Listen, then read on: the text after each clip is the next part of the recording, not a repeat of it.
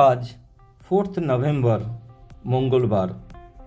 আজ আমরা এখানে চলে এসেছি বান্ধবগড় ন্যাশনাল ফরেস্ট বা ন্যাশনাল পার্কে টাইগার সাফারি করার জন্য। আমরা বেরিয়ে পড়েছি টাইগার সাফারি করার জন্য।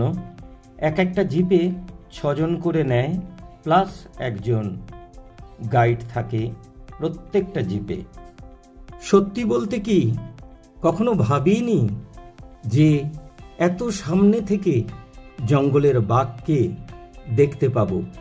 আপনারা দেখুন কেমন করে একটা বাঘ এই জঙ্গল থেকে ও জঙ্গলে চলে যাচ্ছে সামনের রাস্তা পার হয়ে। আমরা দাঁড়িয়ে দাঁড়িয়ে সেটা দেখলাম, দারুণ লাগলো, দারুণ উপভোগ করলাম আমরা এই দৃশ্যটা। গাইডের কাছ থেকে জানতে পারলাম যে এই জঙ্গলে বাঘ আছে 165খানা এবং বাঘ ছাড়াও প্রচুর হরিণ, ময়ূর, বিভিন্ন রকমের পাখি এবং প্রচুর হাতি আছে প্রায় 72খানা। কিন্তু এখন জঙ্গলে কোনো হাতি নেই, সব গ্রামের দিকে চলে গিয়েছে।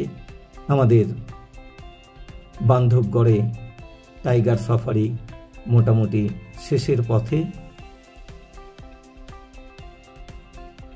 সন্ধে প্রায় হয়ে গেছে, সূর্য অস্ত যাচ্ছে।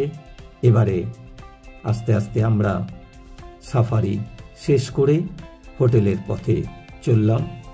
টাইগার সাফারি পুরোপুরি সার্থক।